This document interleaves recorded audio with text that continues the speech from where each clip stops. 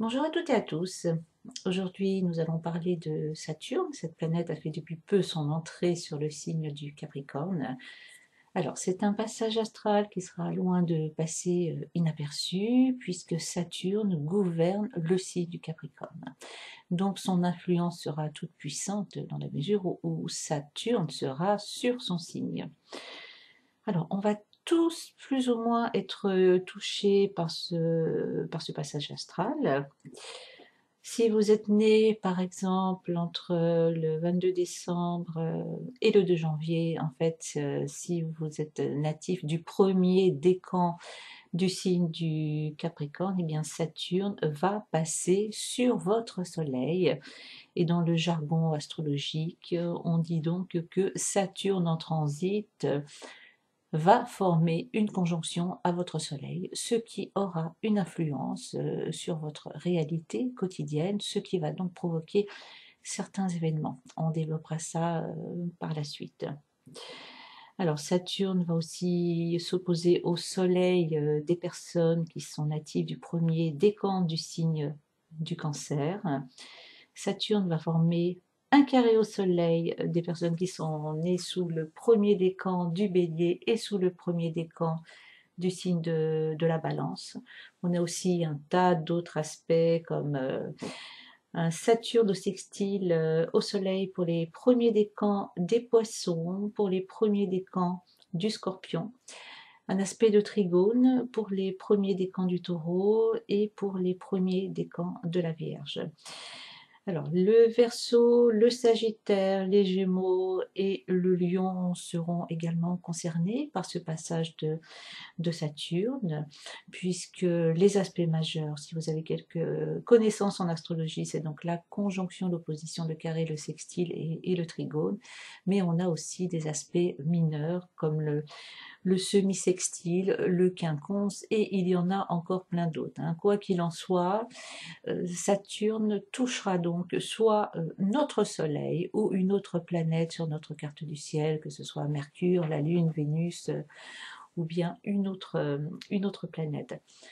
Alors, pourquoi les transits de Saturne sont extrêmement importants? Eh bien, parce que le rôle de Saturne, c'est de donner une forme concrète à ce qui n'a pas de forme. Alors, qu'est-ce qui n'a pas de forme? Eh bien, une pensée.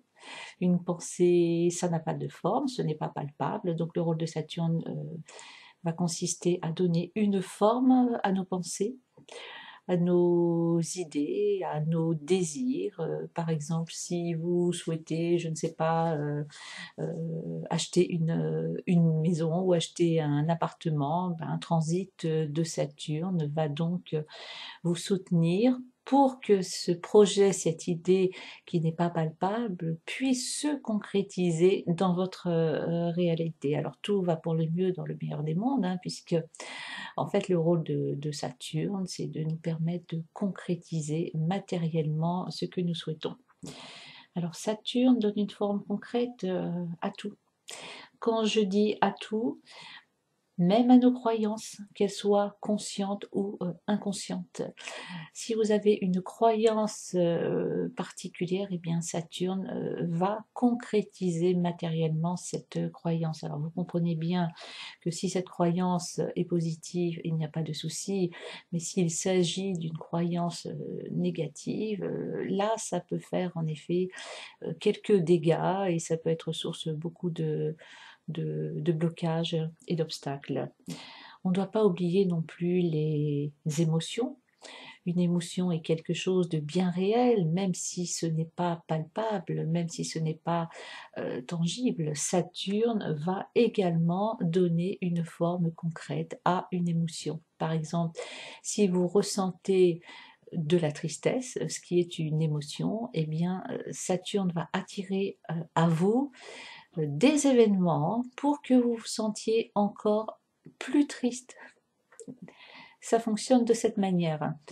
Alors ça peut paraître un petit peu absurde, ce mode de fonctionnement, analysez un petit peu ce que vous avez pu vivre par le passé et vous pouvez facilement vous rendre compte que les événements désagréables que vous avez pu attirer dans votre vie ont un lien direct avec l'état émotionnel dans lequel vous vous trouviez à ce moment-là.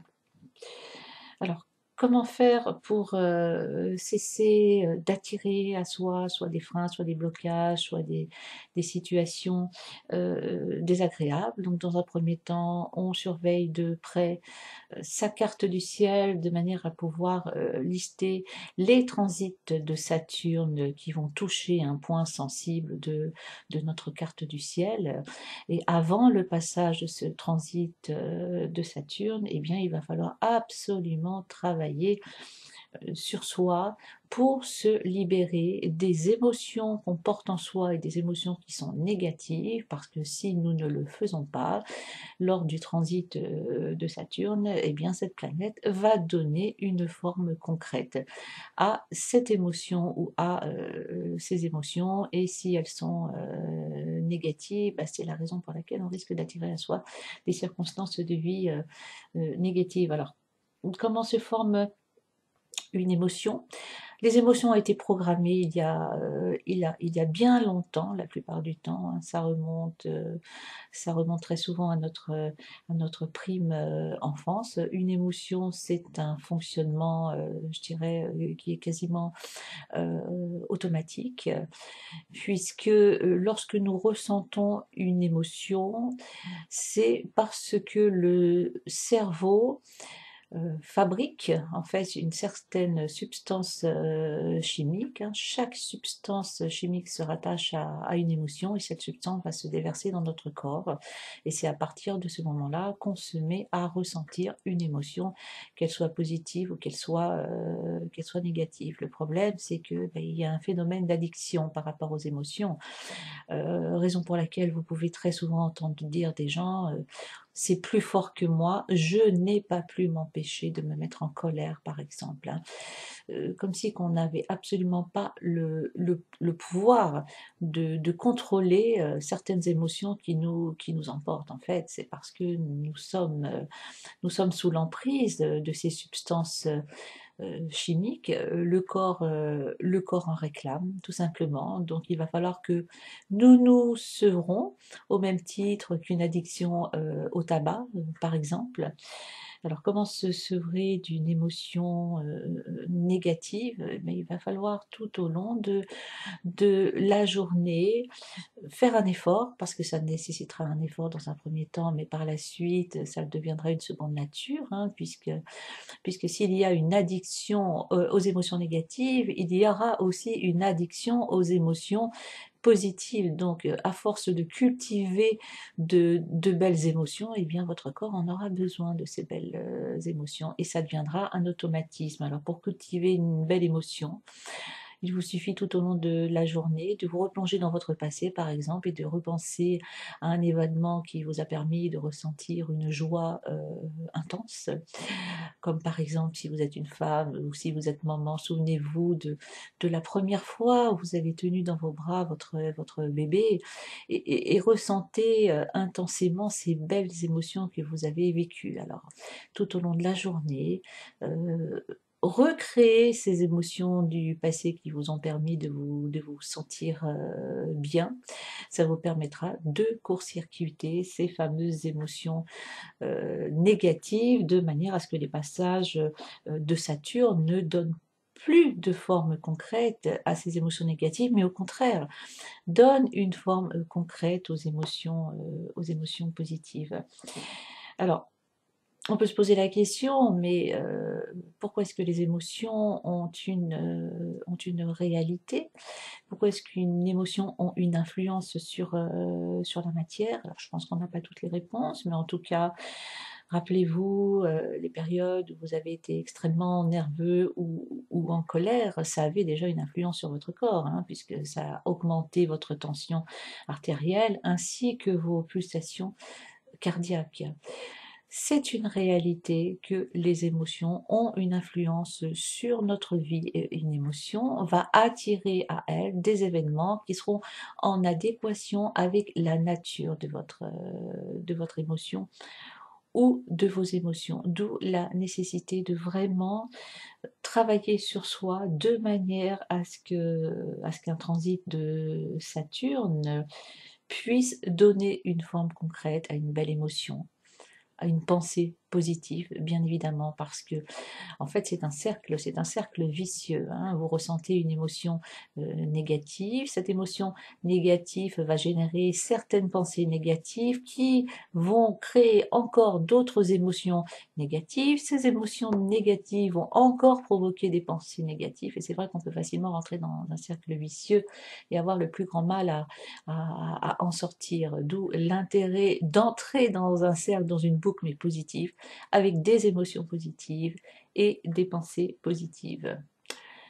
Alors, que va-t-il pouvoir se passer dans votre vie suite à un transit de Saturne? Alors, si vous avez des notions d'astrologie, regardez où se trouvent là où les planètes qui seront touchées par Saturne, dans quelle maison astrologique, puisque comme vous le savez, chaque maison astrologique représente un département de notre vie amoureuse, notre vie financière, notre vie relationnelle, notre vie professionnelle.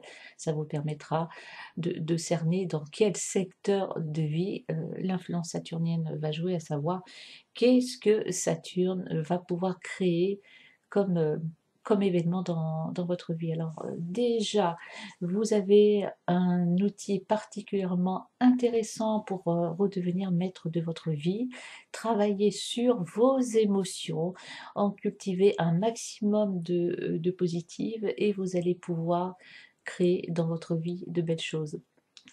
Alors, dans la prochaine vidéo, de manière à ce que celle-ci ne soit pas trop longue, je vais donc en faire une seconde et nous aborderons vraiment le domaine de l'astrologie prévisionnelle et principalement sur le plan purement concret. Comment faire pour concrétiser un projet bien spécifique? Que faire pour pouvoir trouver le job de vos rêves par exemple? Que faire pour pouvoir rééquilibrer votre vie amoureuse ou tout simplement croiser la route d'une personne qui vous conviendra à merveille? Il y a des petites stratégies d'action à mettre en place qui fonctionnent merveilleusement bien. Donc, je vous en parlerai dans une prochaine vidéo et en attendant, eh bien, je vous souhaite une très très belle journée. Je vous dis à très bientôt. Au revoir.